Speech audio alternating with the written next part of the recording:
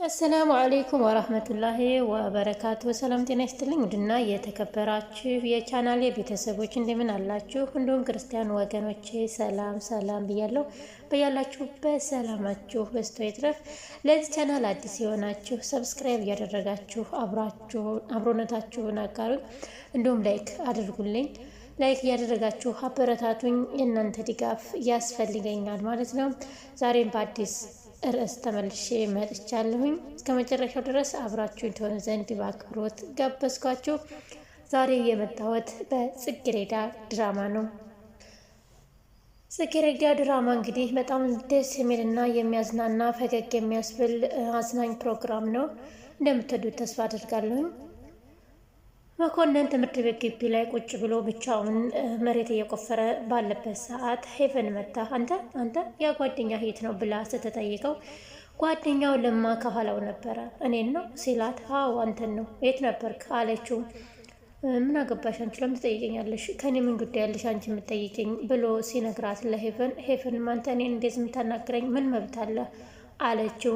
እሱም ምንድነው ንግግርሽ ሁላ እንዳሮጊት ነው፣ ምንሽም አይመቸኝም፣ ከዛሬ ቀጥለሽ ላገኝሽም ልታናግረኝም አልፈልግም አላት። ታያለህ፣ በቅርቡ እግሬ ላይ ወድቀህ ትለምነኛለህ፣ ያኔ ግን ደግሞ እኔ በተራዬ አላናግርህም ብላ ትታው ሄደች።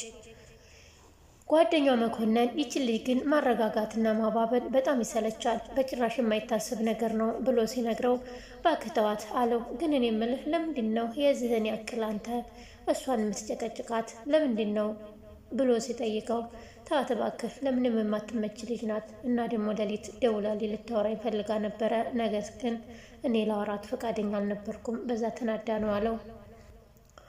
እና ታዲያ ቆንጅዬ ናት አንተ ጋር ካሉ ሴቶች እና አንተ ጋር ከሚከተሉ ሴቶች እሷ በምን ታንሳለች?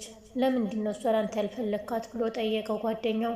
እሱም እኔ ያልተመቸችኝም፣ ጀርባዬ በጣም ከብዶኛል፣ እሷን መጠጋት አልፈልግም ብሎ መለሰለት። እናም እንግዲህ ጓደኛው እሺ በቃ ያንተን ጣጣ ወደዛ ተወውና ግን ከትምህርት ቤት አሳይመንት ተሰጥቶናል እንስራ ሲለው እሺ እንሰራለን አለው። እና ደግሞ አብራን የምትሰራ አንዲት ልጅ ተመድባልናለች አለው። ማናት እሷ ብሎ ሲጠይቀው እኔ አላውቃትም፣ አዲስ ተመዝጋቢ ናት አለው። እንግዲህ ለማም እሺ አንተ ሄድና ጀምር አሳይመንቱን፣ ከዛ እኔ እመጣለሁኝ ብሎት ጓደኛው መኮንንን ወደ ትምህርት ቤት ውስጥ ሲልከው ያቻ አብራቸው ልትሰራ የተመደበችዋ ጽጌረዳ ነበረች። ጽጌረዳን ሲያገኛት መጣሽ እንዴ ብሎ መኮንንም ይዟት ወደ ክላስ ገቡና ከሱ ጋር ይሰራሉ። ከዛንም እንግዲህ ጽጌረዳ ከመኮንን ጋር አሳይመንቱን ሰርታ ስጨርስ መምህሮቿ ከማን ጋር ሰራሽ ብለው ሲጠይቋት የሰራሁት ከመኮንን ጋር ነው፣ አንደኛው ጓደኛው በቦታው ስላልነበረ ከሱ ጋር ሰርቼ ጨረስኩኝ ትላቸዋለች። ጽጌረዳም ከትምህርት ተመልሳ ቤት ከገባች እናቷን በስራ ታግዛት ነበረ። እናም እንግዲህ ፎጣዋን ይዛ የምግብ ጠረጴዛው ልታጸዳ ስትሄድ ሶሲ ተቀምጣ ነበረ።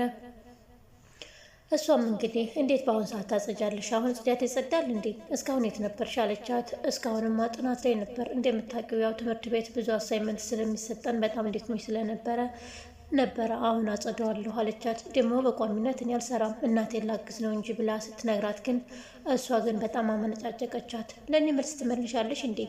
ለምንድን ነው እንደዚህ መልስ የምትመልሽልኝ? ስራሽን በአግባቡ መስራት አለብሽ፣ የምትሰሪበትን ሰዓት መለየት አለብሽ ብላ አመናጨቀቻት። እሷም እንግዲህ ጽዳቷን ጀመረች።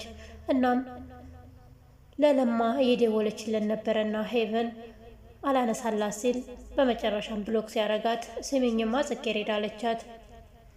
ጽጌረዳን በየዋህነት እሺ ምን ላግዝሽ ሄቨን ብላ ስትጠይቃት ስልክሽን ይዘሽዋል እንዳለቻት አዎ ስልኬን ይዤዋለሁ አለች። እስከ እንዴት ስልክሽን አውሽኝ ብላ ስልኳን ተዋሰችና ለለማ ቴክስት አደረገችለት። ቴክስት ያደረገችለት የማስፈራራት ዛቻ ነበር። እሰራልሃለሁ ነበር ብላ ቴክስት ያደረገችለት። እናም እንግዲህ ለማ ትምህርት ቤት ከጓደኛው መኮንን ጋር ሲገናኝ ማን ነው ማታ ያስፈራራኝ እሰራልሃለሁ የሚል በማላቀው ስልክ ተላከልኝ እያለ እንቧ ዘራፍ እያለ ለጓደኛው እያወራው ሳለ እኔ የምልህ ታዲያ ለምንድን ነው ደውለህ አታረጋግጥም እንዴ? ለምን እዚህ ትናደዳለህ? አለው። ጓደኛው መኮንንም እውነትህን እኮ ነው ብሎ ስልኩን ሲደውል ከኋላው የጽጌረዳ ስልክ ይጠራል። ጽጌረዳ ወደ እነሱ እየመጣች ነበረ። ከእነሱ ጋር የሰራችውን አሳይመንት ለመስራት ነበር። በዚህን አጋጣሚ ቀደም ብሎ ጓደኛው መኮንን ለለማ እኔ ምልህ ትላንትና እኮ ያቺ አብራኝ የሰረችዋ ቆንጅዬ ልጅ አንተ እንደሌለህ ለመምህሩ ነግረው መምህሩ ተቆጥቷል ብሎት ነበር። ለዛም ነው የማስጠንቀቂያ መልእክት የተላከኝ። እስኪ ስምጣና ያታለሁ እያለ ዘወር ሲል ስልኩ አጠገቧ ይጠራል። እኔ ምልሽ አንቺ ነበርሽ እንዴ እያስፈራራሽኝ ያለሽው? ለዛ ነው እንዴ ለመምህሩም እኔ አብሬ እንደሌለሁኝ የነገርሽውና እኔ እርምጃ እንዲወስዱብኝ ያደረግሽው ብሎ ለማ ሲጠይቃት ምን ማለትህ ነው? እኔ ምን አውቃለሁ? አንተ አብረህ ስለሌለህ ነው። አንተ አብረህ ስለሌለህ ስላልመጣህ በቃ አልመጣም ብዬ ነገርኩት እንጂ አንተን ለማጣላት አንተን ለማስባረርና ለማስቀጣት አስቤ ወስኜም አይደለም። ምን እያልክ እንደሆነ አልገባኝም ብላ ልታስረዳው ብትሞክርም በጭራሽ ሊገባው አልቻለም። እሷም ስልኳን ወስዳ ሄቨን ለሱ እንደላከችና ምን እንዳለችውም የምታውቀው ነገር የለም ብቻ ስልኳን መስጠቷን እንጂ እና የማስፈራሪያ መልእክት የላክሽልኝ ለምንድን ነው ብሎ ሲነግራትም እሷ ግን እኔ አልጻፍኩልህም፣ ሲጀመር ስልክህን አላውቅህም፣ የት አውቅሃለሁና አንተን እልክልሃለሁ ብትለው ልታስረዳው ብትሞክርም ግን በጭራሽ ሊገባው አልቻለም። እናም ሄቨን ከላይ በረንዳ ላይ ሆና ትመለከት ነበረ። ሲመነጫጨቁ እያየቻቸው ነበር። በመጨረሻ ጽጌረዳ ለማን በጥፊ ብላው ሄደች። በዚህን ሰዓት ሄቨን ከፎቅ መጣ። አንቺ ምን እየሰራሽ ነው? ምን እያረግሽ ነው? ብላ እጇን ጎትታ ይዛት ወጣች። ለምንድን ነው እኔን የምታመናጭቅኝ? እሱ እኮ ነው ያልሰራሁትን አደረግሽ እያለ የሚጮህብኝ አለኝ። አንቺ ሰራተኛ ነሽ፣ እኔ ያልኩሽን ነው ማድረግ የምትችይው እንጂ እኔ ላይ እንደዚህ የመጮህ መብት የለሽም ብላ ሄቨንም ጽጌረዳ ላይ ጮኸችባት። በስተ መጨረሻም ጽጌረዳ ወደ ቤቷ ተመልሳ ስራዋን እየሰራች ለለማ አባት ምግብ አቅርባለት እያለ ለማ ከውጭ መጣ። እንዴ ጭራሽ እቺ ልጅ እኛ ቤት ነው እንደምትሰራው አባዬ ታውቃታለህ እንዴ ሲለው አባትየውም እንዴት ተዋወቃላችሁ እንዴ ብሎ ሲጠይቀው አዎ አውቃታለሁ፣ አንድ ትምህርት ቤት ነው የምንማረው አለ።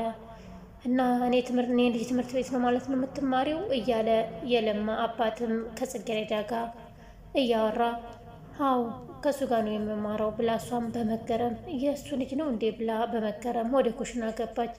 ወደ ኩሽና ተከትሏት ገባና ለማም አየሽ አንቺ ሰራተኛ ነሽ፣ ጭራሽ ሰራተኛ ሆነሽ አንቺ እኔን በጥፊ መታሽኝ አይደል ብሎ አስፈራራት። እናም አሁን የማዝሽን ነገር ብቻ ትሰሪያለሽ፣ እኔን የመማታትም ሆነ የመገልመጥ ምንም አይነት መብት የለሽም አላት። ጽጌረዳም እንግዲህ ያጣ ሰው ሁሌም ቢሆን አንገቱን ደፍቶ ይኖራል። እስከሚያልፍ ያለፋል አይደለም ነገሩ፣ እስከሚያልፍ። እስኪ አሁን ደግሞ ገንዘብም ስራ የሚያስፈልገኛል እና አንገቴን ደፍቼ ልቀመጥ ብላ አንገቷን ቀርቀር አድርጋ እሺ አቶ ለማ ምንድን ነው የምትፈልገው? ምን ልስራልህ ብላ ጠየቀችው። አሁን የምፈልገው ጁዝ ነው፣ ክፍሌ ድረስ ሰርተሽ አምጭልኝ ብሎ አዘዛት። እናም እንግዲህ በስተመጨረሻ ለማና ጽጌረዳ ፍቅረኛሞች ይሆኑ ይሆን ወይስ ምን ይፈጠር ይሆን? ጽጌረዳስ የለማ እህት ትሆን ይሆን ወይስ ፍቅረኛው? እናንተ ምን ትላላችሁ? ሀሳብ አስተያየታችሁን በኮሜንት አሳውቁኝ። አብራችሁኝ ስለሆናችሁ ከልብ አመሰግናለሁ። በሌላ ቪዲዮ እስከምንገናኝ በያላችሁበት ሰላማችሁ ይብዛ። ወዳችኋለሁ። ባይ ባይ።